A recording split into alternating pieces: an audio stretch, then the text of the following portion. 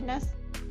Es especialista en medicina de emergencias y desastres por la Universidad Central del Ecuador. Es doctor en medicina y cirugía por la Universidad Central del Ecuador. Ha realizado varios trabajos de investigación y publicaciones en algunas revistas. Es líder de emergencia del Hospital General Quevedo del Instituto Ecuatoriano de Seguridad Social, director médico del Hospital General Quevedo del Instituto Ecuatoriano de Seguridad Social, médico especialista en medicina de emergencias y desastres, líder del servicio de emergencias del Hospital Sagrado Corazón de Jesús del Ministerio de Salud Pública. El día de hoy nos va a acompañar con el tema de cuidados generales en el trauma cráneoencefálico grave. Por favor, doctor, adelante. Como decía, muchísimas gracias por la presentación. Realmente es un honor, es un placer el compartir esta tarde con ustedes, el volver a estar un año más con ustedes en este ya el segundo Congreso Internacional de Medicina de Emergencias. He estado siguiendo en detalle las presentaciones durante las 2 últimas semanas y estoy gratamente complacido con el papel relevante que tiene la medicina de emergencias en Latinoamérica y en nuestro país en los últimos años y se refleja en la calidad de las exposiciones de estos días. Vamos a hablar acerca de cuidados generales en el trauma craneoencefálico grave. Bueno, vamos a conversar un poco acerca del trauma craneal de manera general antes de entrar en el tema de los cuidados generales en el paciente con trauma craneoencefálico grave. Una de las cosas que debe ser relevada es de que el trauma craneal constituye una de las principales causas de enfermedad y discapacidad en todo el planeta. Existen algunos estudios en el que se calcula su incidencia global anual en más de 27 millones de personas cada año. El CDC de Estados Unidos notifica de que aproximadamente hay 2,5 millones de visitas a salas de emergencia y más de 200,000 hospitalizaciones con cerca de 60,000 muertes cada año debido al trauma craneal. ¿Me confirmas, María de Lourdes, si están pasando las diapositivas? Porque no logro ver. Sí, ahorita sí están pasando. Ya, estupendo. Aparte de la gran casuística de pacientes con trauma craneal, muchos de los sobrevivientes dejan discapacidades que lógicamente tienen un costo o un impacto socioeconómico importante en sus pueblos. Para Estados Unidos, que es el país que más logra documentar, por ejemplo, el impacto económico del trauma craneal se estimó para el año 2010 en 76,5 billones de dólares en costos directos e indirectos por las personas que quedan con discapacidad. Para el 2016 se estimaron que existen 8,1 millones de años de vida perdida con discapacidad en todo el mundo. Entonces, constituye realmente una problemática importante en todo el planeta. En Latinoamérica no es la excepción. En Latinoamérica afecta principalmente a adultos jóvenes de sexo masculino que son víctimas de accidentes de tránsito, de violencia civil o de problemas de accidentes laborales. La mortalidad es mayor en Latinoamérica, mayor que en los países desarrollados, y su prevalencia, lejos de descender, se incrementa cada día. Es por eso que se la considera realmente como una epidemia silenciosa, ¿no? ¿Qué es la lesión cerebral traumática? Básicamente la definición trata de relevar una patología a nivel cerebral. Anteriormente, hasta antes del 2010, se consideraba el traumatismo craneal y encefálico, pero básicamente el enfoque que se le trata de dar ahora es que es una lesión más bien del cerebro más que en la cabeza, ¿no? Entonces es una alteración de la función cerebral u otra evidencia de patología cerebral causada por una fuerza externa, por un trauma. ¿Cuáles pueden ser estas fuerzas externas? Pues una cabeza que sea golpeada por un objeto como un bate de béisbol, por ejemplo, o una cabeza que golpea un objeto, por ejemplo, el adulto mayor que se resbala, cae de propia altura y golpea su cabeza contra el suelo, los mecanismos de aceleración o desaceleración propios de los accidentes de tránsito sin un impacto directo sobre la cabeza, pero que causan estos mecanismos de lesión. Un cuerpo extraño que penetra en el cerebro, como por ejemplo el producido por un proyectil de arma de fuego o la fuerza de una explosión, y pueden incluso haber una combinación de estas modalidades causales. Eh, ¿Cómo lo determinamos que el traumatismo craneal o que la lesión cerebral es grave? Pues tenemos varias escalas de severidad clínica. La más utilizada, la más difundida desde el año 1974 es la escala de coma de Glasgow, aceptada universalmente por ser una escala simple, fácilmente reproducible y con un valor predictivo para el pronóstico general. Es decir, una persona que tiene un Glasgow de 8 o menos, sabemos que es una persona que tiene un traumatismo craneal grave que va a tener consecuencias importantes sobre la vida, la muerte o la discapacidad. Han existido a lo largo del tiempo algunas observaciones, algunos reparos a la escala de coma de Glasgow en no poder predecir adecuadamente los resultados de un traumatismo craneal. Básicamente toda esta tendencia de observaciones a la escala de coma de Glasgow lo sumaron en el año 1997 y comenzaron a desarrollarse otras tablas, otros scores que traten de mejorar esa predictibilidad. Por ejemplo, tenemos el FOR score, ¿sí? El Full of Line of Unresponsiveness, que es un sistema de puntuación alternativo parecido a la escala de coma de Glasgow, pero que incluye la evaluación del tallo cerebral.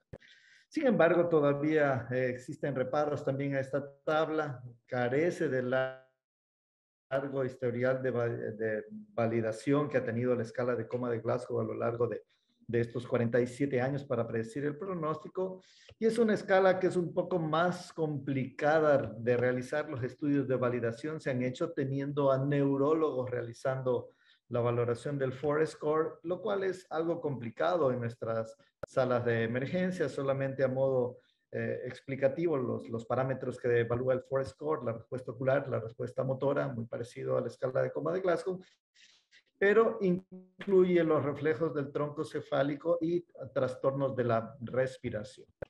Otro tipo de escalas que nos permiten hacer una determinación del tipo de lesión cerebral son las escalas que podemos determinar por neuroimagen.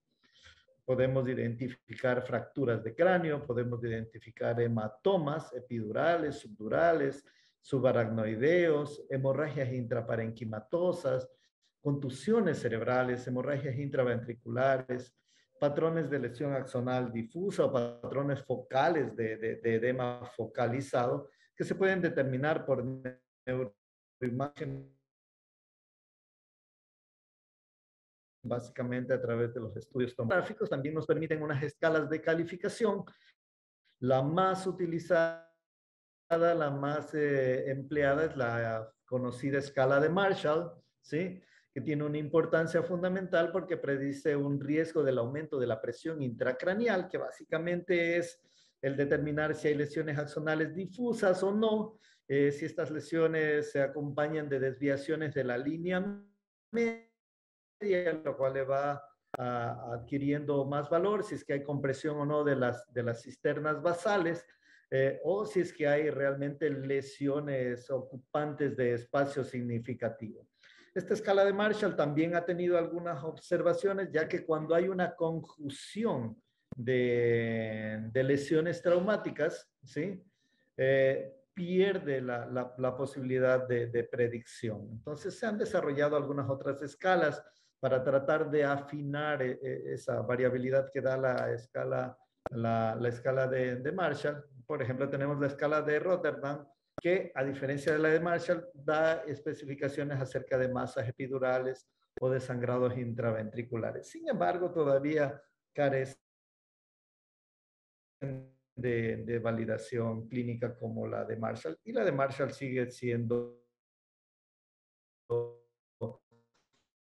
muy válida en la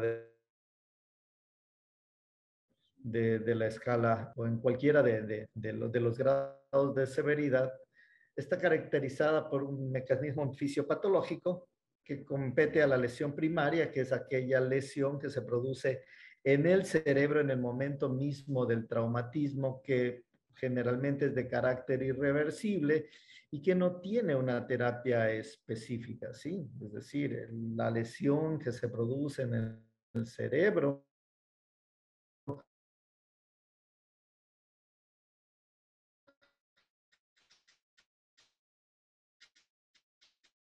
debido a una lesión por un arma de fuego, por un mecanismo de aceleración, de sensación,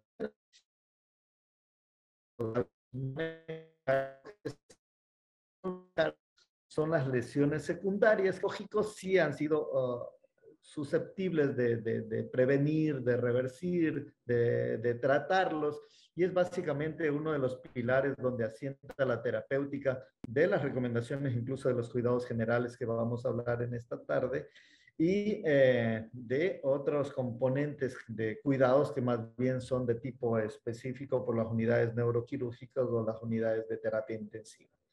Un tercer mecanismo lesional es el denominado el daño terciario, que son más bien ya las complicaciones desarrolladas de este paciente con el traumatismo craneal, como pueden ser el desarrollo de infecciones o aquellos daños que pueden estar inducidos, el manejar inadecuadamente la ventilación, el hacer un barrido exagerado del CO2, etcétera. Eso pueden dar otro tipo de complicaciones que se los define como el daño terciario. Dentro del abordaje de este traumatismo cráneoencefálico grave, vamos a hacer una mención breve antes de entrar en el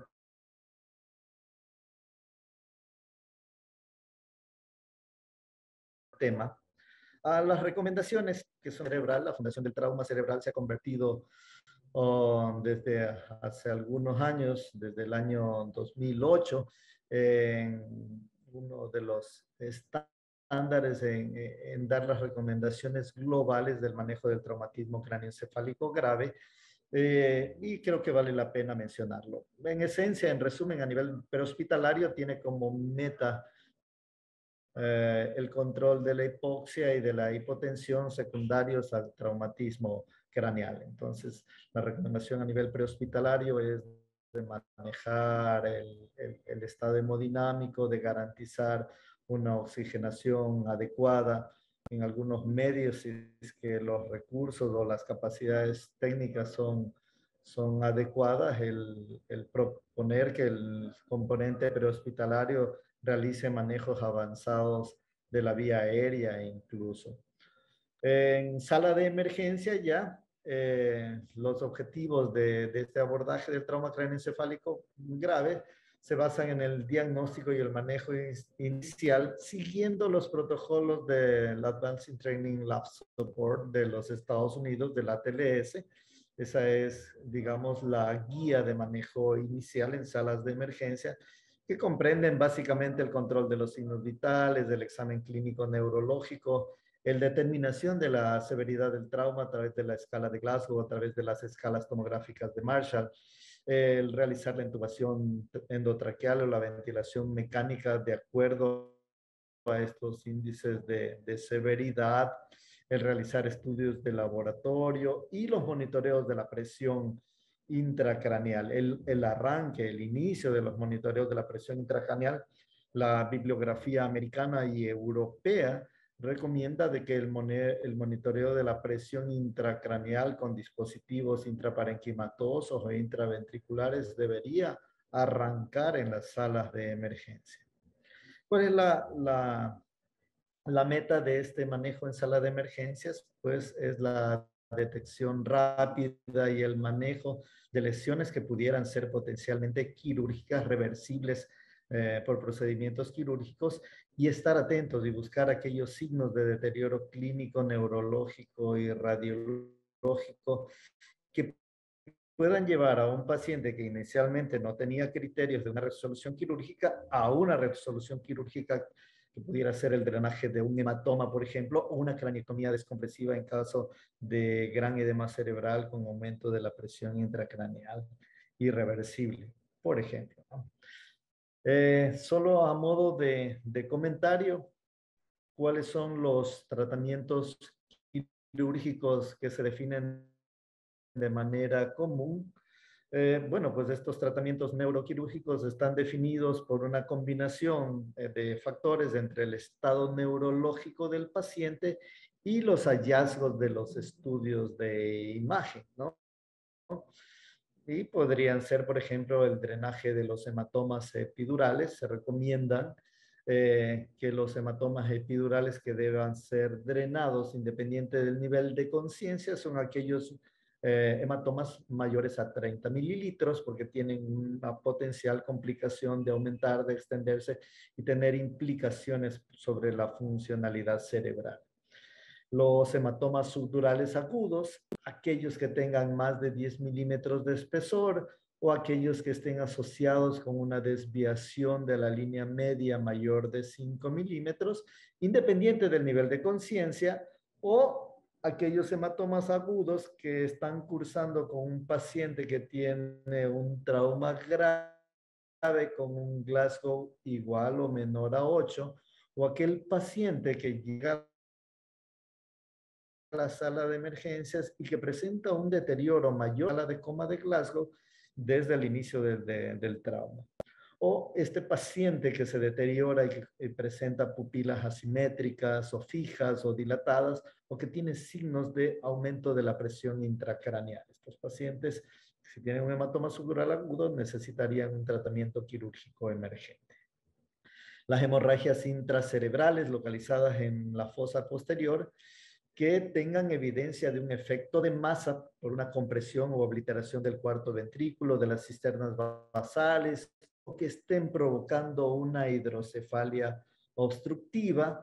Las hemorragias intracerebrales hemisféricas son un poco más controversiales en cuanto del momento quirúrgico, pero por lo general se acepta de que sean operadas si exceden los 50 centímetros cúbicos o el paciente tiene un Glasgow entre 6 y 8 con una hemorragia frontal mayor de 20 mililitros que esté provocando una desviación de la línea media de al menos 5 mililitros o compresión de las cisternas basales. También se recomienda tratamiento quirúrgico en aquellas lesiones penetrantes, básicamente para debridar los tejidos lesionados y por ahí realizar cierres de la dura madre y evitar las fugas de líquido cefalorraquídeo que pudieran tener un potencial riesgo de infección del sistema nervioso central. Aquellas fracturas que se encuentran deprimidas se proponen para tratamiento quirúrgico de elevación y debridamiento de las fracturas que sean grandes, que causen un compromiso de la dura madre, que estén asociadas con hematomas intracraneales importantes, que estén dando un compromiso de los senos frontales, que estén dando una deformidad cosmética o que estén asociadas a infección de heridas o contaminadas o que tengan neumoencéfalos que pudieran requerir la resolución. Ok, entonces, bueno, habíamos mencionado entonces la craneectomía descompresiva en el caso de hipertensión intracraneal refractaria. Entonces habíamos hablado de los cuidados a nivel prehospitalario, de los cuidados a nivel de la sala de emergencias, que incluye dentro del manejo de sala de emergencias por lo general, asociado a el accionar de los procedimientos quirúrgicos por el área de neurocirugía. Y tenemos también los cuidados y el manejo intensivo, que los vamos a mencionar muy brevemente en el segundo día de este congreso. Hubo una magnífica presentación acerca del neuromonitoreo del multimodal continuo. Entonces, no vamos a profundizar mucho en eso, pero básicamente están dirigidos y orientados a prevenir y limitar el desarrollo de daño cerebral y proveer las mejores condiciones para la recuperación cerebral, reduciendo el edema cerebral y el aumento de la presión intracraneal, que son realmente los causantes de la muerte o la discapacidad. Dentro de estos cuidados se incluyen la oxigenación, la perfusión con uso de líquidos, cristaloides, el control de la presión arterial, sustancias vasopresoras en caso necesario, la nutrición, el control de la glicemia y la temperatura, la evaluación de potenciales infecciones, la evaluación de las profilaxis y necesidad de anticoagulación, el manejo de las coagulopatías en caso de ser necesario, sobre todo recomendado cuando el paciente tiene condiciones preexistentes de anticoagulación, la sedación y ventilación mecánica, sobre lo que vamos a conversar luego en más detalle, los cuidados intensivos acerca de la osmoterapia, sobre todo en como parte del manejo del aumento de la presión intracraneal a través de manitol o soluciones hipertónicas, soluciones concentradas a base de sodio. Otro de los cuidados que hacemos en la unidad de cuidados intensivos. ¿Y por qué lo resalto aquí esto? Porque una de las cosas que nos sucede habitualmente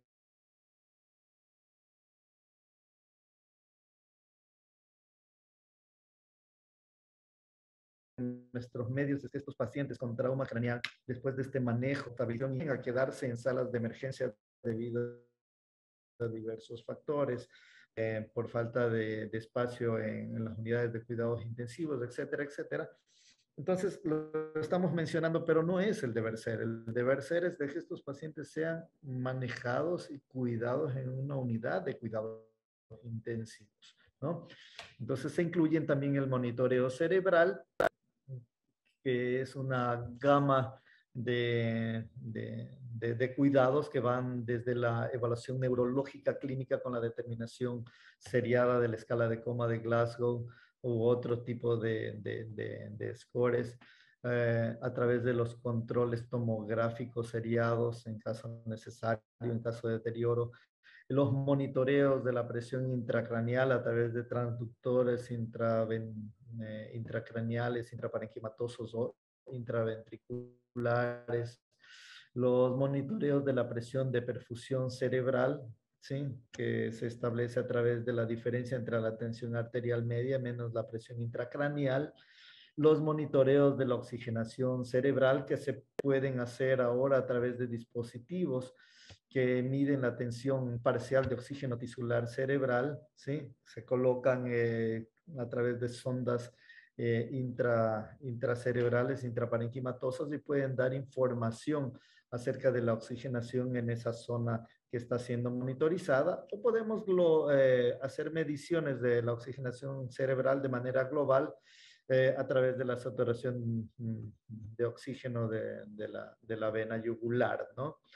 La medición del flujo sanguíneo cerebral a través de sensores de difusión térmica, a través de láser Doppler, los fenómenos de monitoreo de las microdiálisis que tratan de medir la relación de lactato-piruvato, que básicamente lo que muestran es que si hay una relación elevada del lactato y el piruvato, lo que están demostrando es de que hay glucólisis anaerobia. La glucólisis anaerobia está relacionada con fenómenos de mala perfusión tisular,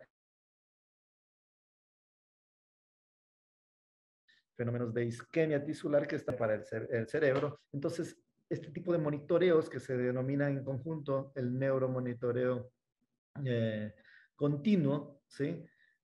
O monitoreo continuo multimodal, permiten ir tomando decisiones en la medida de los hallazgos, ¿no? Es decir, si yo tengo deterioros en la escala de coma de Glasgow, deterioros tomográficos, a lo mejor necesito una intervención neuroquirúrgica, si tengo aumento de la presión intracraneal o alteraciones de la presión de perfusión cerebral, a lo mejor tengo que intervenir con intubación, con ventilación asistida, con sustancias coloides o soluciones concentradas, y así, ¿no? Etcétera, etcétera. El monitoreo electrofisiológico para determinar la presencia de convulsiones y la utilización de medicación anticonvulsivante. Una de las cosas que me había preocupado cuando se me asignó esta charla es que pensé que íbamos a conversar en detalle acerca del monitoreo eh, multimodal continuo, ¿no? ¿Por qué me preocupaba? Porque realmente a nivel latinoamericano se escucha todavía lejos, ¿no?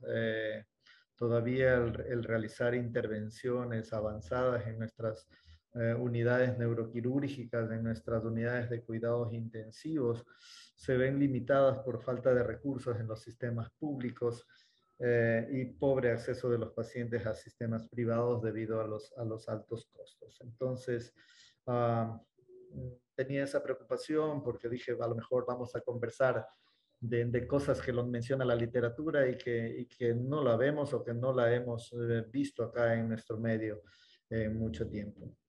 Y resulta ser que haciendo las búsquedas, las revisiones bibliográficas acerca de los cuidados generales del paciente con trauma craneoencefálico grave, encuentro esta publicación de medicina intensiva del año 2020 que habla del consenso de Quito.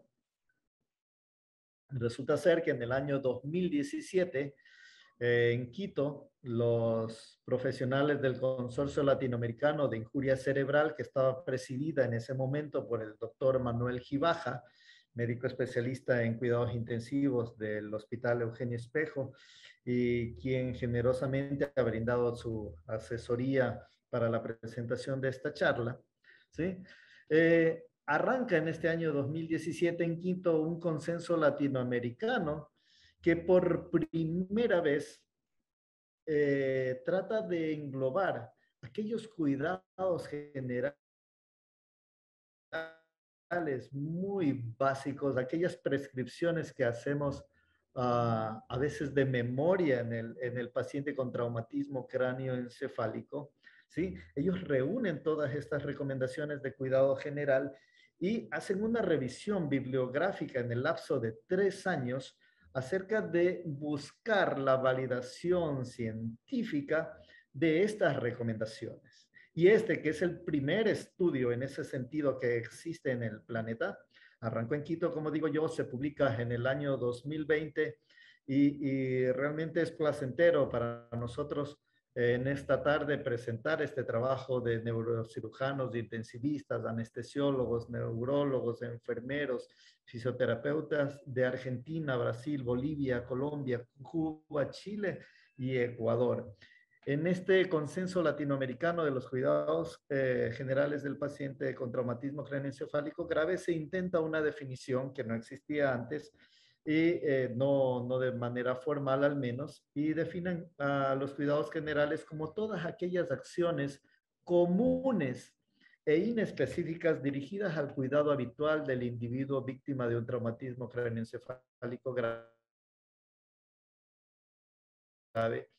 destinadas a evitar lesiones o complicaciones secundarias y terciarias, cuyo objetivo final es contribuir a mejorar la calidad del resultado final. Entonces, ¿de dónde nace esta necesidad? También de lo que les comentaba anteriormente, de vivir este grupo de médicos en países de escasos recursos económicos donde no es posible acceder a estos sistemas de neuromonitorización que se promueven en la literatura mundial, ni siquiera los tan básicos como la medición de la presión intracraneal en las salas de emergencia. Entonces, utilizan una metodología de revisión de las publicaciones científicas al respecto de estos cuidados generales. Se aplica una metodología que es denominada la metodología CRAVE, básicamente se establecen 32 recomendaciones, 16 recomendaciones fuertes y 16 recomendaciones débiles con su respectiva calidad de evidencia. Las recomendaciones fuertes se establecen en la modo de una recomendación, es decir, que la mayoría de los individuos deberían realizarse la recomendación dada, y las recomendaciones que que son débiles caen a modo de sugerencia, es decir, de que pueden haber otras opciones, de que las medidas pudieran quedar a criterio del médico tratante y que pueden ser tomadas en cuenta las preferencias del paciente. Y la calidad global de la evidencia fue definida como alta, moderada, baja o muy baja. Y alta es que muy poco probable que nuevos estudios cambien la confianza que se tiene en el resultado estimado. Moderada es de que nuevos estudios pudieran tener un impacto en la confianza que se tiene del resultado y que pudiera ser modificado en el futuro. Baja, que es muy probable que nuevos estudios tengan un impacto en la confianza de la recomendación y que pudiera ser modificada, o muy baja, de que cualquier resultado estimado es muy incierto. ¿Cuáles son estos cuidados generales sobre los que se realizan estas recomendaciones?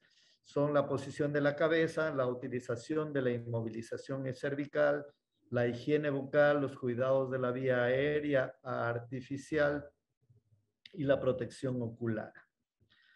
Sobre la posición de la cabeza, se sugiere, es decir, que la fuerza de la recomendación fue débil, ¿sí? Solo queda modo de sugerencia, colocar la cabeza a 30 grados de la horizontal en posición neutra, no extendida, no flexionada, con el propósito de disminuir la presión intracraneal. ¿Cuál es la calidad de la evidencia de esto? Muy baja, pese a todo lo que leemos en la literatura, de como una medida importante de la posición de la cabeza elevada a 30 grados en posición neutra. Este consenso latinoamericano lo concluye como una recomendación débil a modo de sugerencia, con una baja calidad de evidencia. La inmovilización cervical, se sugiere inmovilización cervical hasta la realización de métodos complementarios que confirmen o descarten las lesiones espinales. Una vez más, débil recomendación con una baja calidad de evidencia. Sobre la higiene de la cavidad oral, débil fuerza de la recomendación, queda en modo de se sugiere una higiene periódica oral con clorhexidina con el propósito de reducir la incidencia de una neumonía asociada. Sin embargo, la calidad de la evidencia es alta. Sobre los cuidados de la vía aérea artificial, la monitorización de la presión del balón del tubo endotraqueal tiene una fuerza de recomendación fuerte. Se recomienda el control rutinario del infrado y la presión del balón del tubo endotraqueal, mantenerlo entre 20 y 30 centímetros de agua para prevenir lesiones isquémicas traqueales y microaspiraciones. Sin embargo, la calidad de la evidencia es baja. Referente al manejo de las secreciones respiratorias, también una recomendación fuerte. Se recomienda la aspiración de secreciones por el tubo endotraqueal solo cuando es necesario, a fin de mantener las vías aéreas permeables. Calidad de la evidencia baja. No se recomienda, acerca de los cuidados de la vía aérea artificial, un sistema en favor del otro, con el objetivo de eliminar secreciones bronquiales y a su vez evitar la neumonía asociada a ventilación mecánica. Sin embargo, se recomienda usar el sistema cerrado antes que el sistema abierto en casos donde es necesario preservar el volumen pulmonar al final de la expiración. La fuerza de esta recomendación es fuerte, con una baja calidad de vida. Referente a la protección ocular, se recomienda la valoración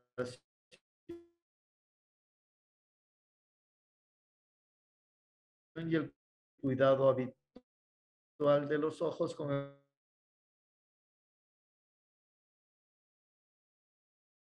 evidencia fuerte, aquellos que conciernen a la homeostasis fisiológica, la elección del fluido de reanimación, la optimización de la presión arterial sistémica, el manejo de la temperatura corporal, los niveles de la glicemia a ser mantenidos, la concentración deseada de la sedación, la analgesia, la ventilación y la oxigenación, la profilaxis de las úlceras por estrés, hemorragia digestiva alta y los aspectos nutricionales. Y se desarrollan de la siguiente manera.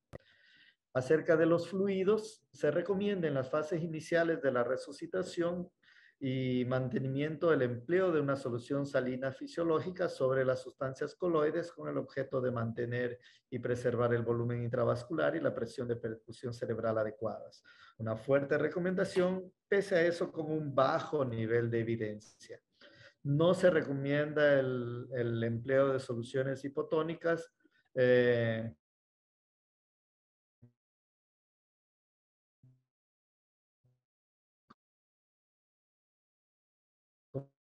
como fluidos de mantenimiento, ni durante la fase de recomendación sistémica.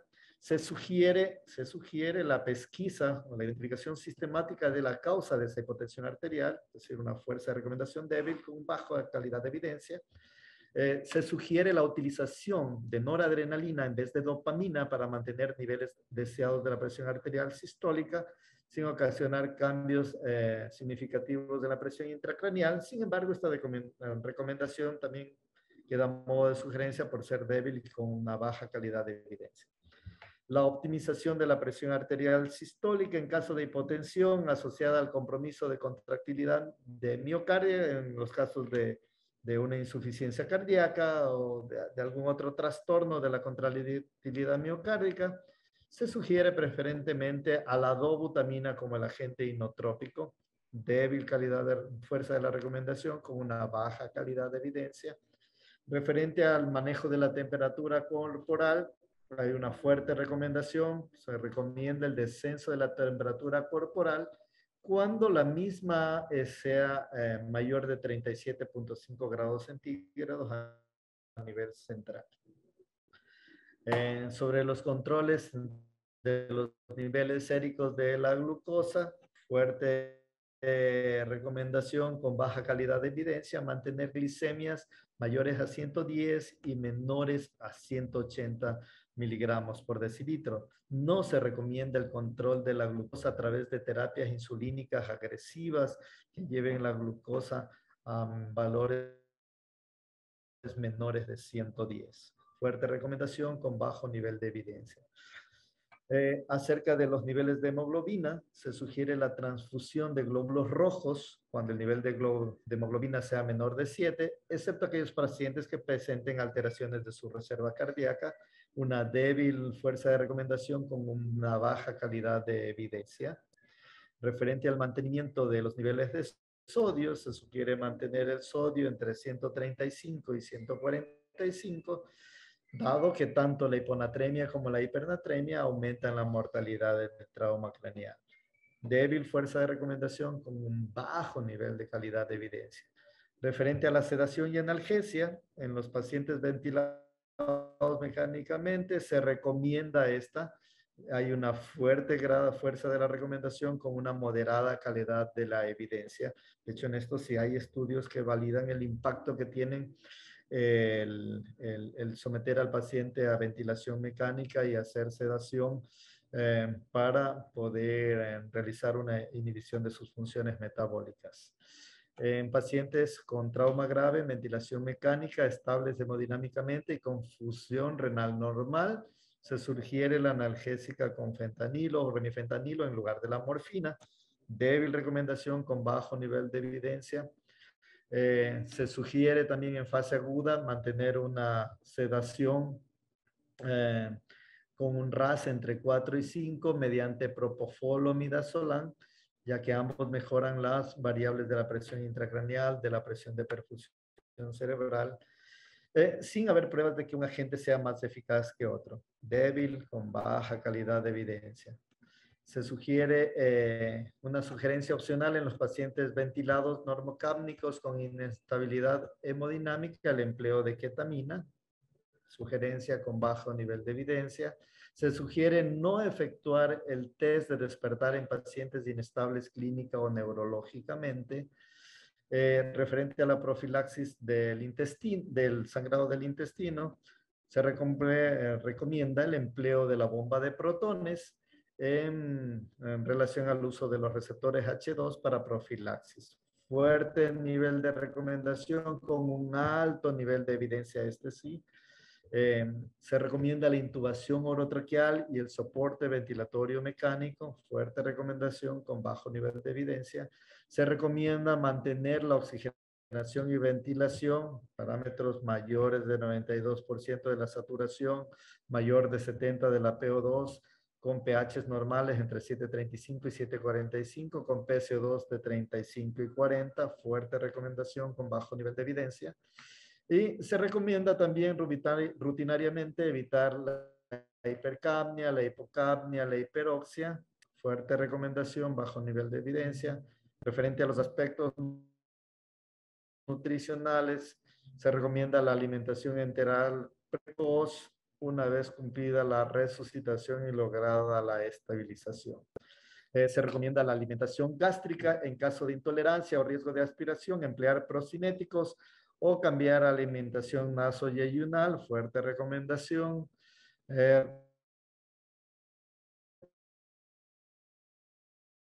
Se requiere también la alimentación enteral independiente de la presencia con bajo nivel de evidencia. Está sugerido el no empleo de volumen de diarrea, en esos casos sugerido buscar la causa. Sugerido iniciar la alimentación a razón de 25 a 30 kilocalorías por día con aporte de 1.2 a 2 gramos por kilo de proteína.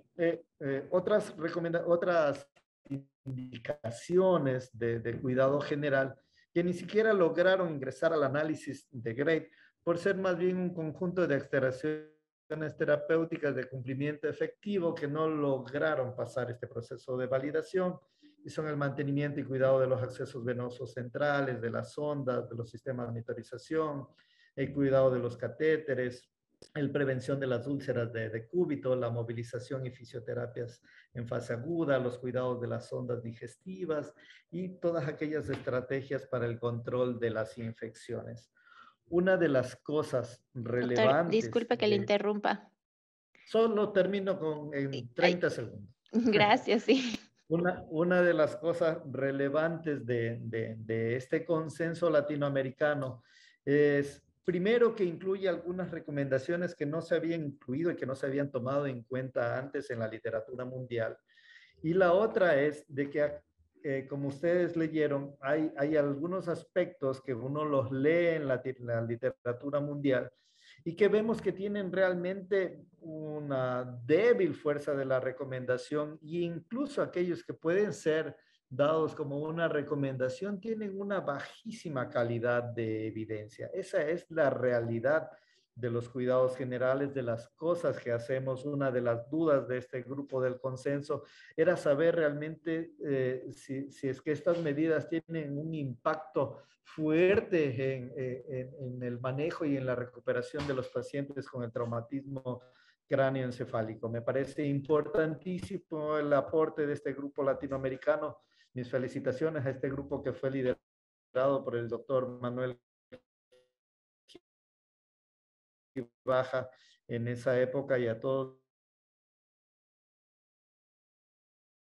participaron en ellos, y qué orgullo que tengamos. Se obviaron en este consenso y hemos obviado aquellas medidas del monitoreo de la presión intracraneal y todos sus sucedáneos del monitoreo, neuromonitoreo multimodal continuo, porque estos sí tienen relevancia y tienen un impacto, como decía, en tomar medidas terapéuticas, y también aquellas parámetros ya más profundos acerca de la ventilación mecánica, de la ventilación protectiva en estos pacientes, porque también tienen implicaciones terapéuticas en el manejo de estos pacientes. Algunas imágenes de donde estamos ahora, el Hospital General Quevedo, con nuestra unidad de cuidados intensivos. Nada, pues muchísimas gracias a todos, gracias por la paciencia. Disculpen que la conexión de internet nos jugó una mala pasada al inicio. Muchas gracias, doctor Praño, por su presentación muy completa y nos ha ayudado a sacar bastantes dudas. Dentro de eso tenemos algunas preguntas de parte de los participantes que le voy a mencionar ahora. Tomando en cuenta la limitación que existe para realizar una tomografía en el caso de que tengamos un paciente con un trauma cráneoencefálico, ¿qué utilidad tendría en el manejo de esta patología el poder realizar una ultrasonografía en forma del focus cerebral o un ecodoppler transcraneal y el diámetro de la vaina del nervio óptico? Entonces, ¿cuál sería su recomendación o su criterio en este caso, por favor? De hecho, se utilizan, de hecho está recomendado, son medidas alternativas al neuromonitoreo. no reemplazan, no reemplazan a la realización de un estudio tomográfico y en eso la literatura es muy clara, ¿sí? Así como muchas de algunas de las recomendaciones que hemos visto hoy día, ¿sí? Tienen muchísima utilidad, necesitan ser realizadas por personal con cierto grado de experticia, pueden ofrecer parámetros importantes que coadyuvan a determinar alteraciones en el flujo sanguíneo, pueden ayudar a determinar cambios como edema cerebral, eventualmente la localización de lesiones hemorrágicas, pero el poder hacer un estadiaje con el nivel que lo logran hacer los criterios de Marshall, todavía no lo hemos logrado, todavía la literatura no los valida a ese nivel. Perfecto, muchas gracias, doctor. E igualmente en este sentido tenemos una pregunta en cuanto a su experiencia en la parte de la atención prehospitalaria. ¿Qué se podría mejorar? ¿Cuáles serían tal vez las medidas que nos puede indicar para poder manejar un neurotrauma? Pues sí, muy brevemente, hemos dicho de que la base del daño secundario y terciario obedece básicamente a mecanismos de oxigenación del tejido cerebral, ¿verdad?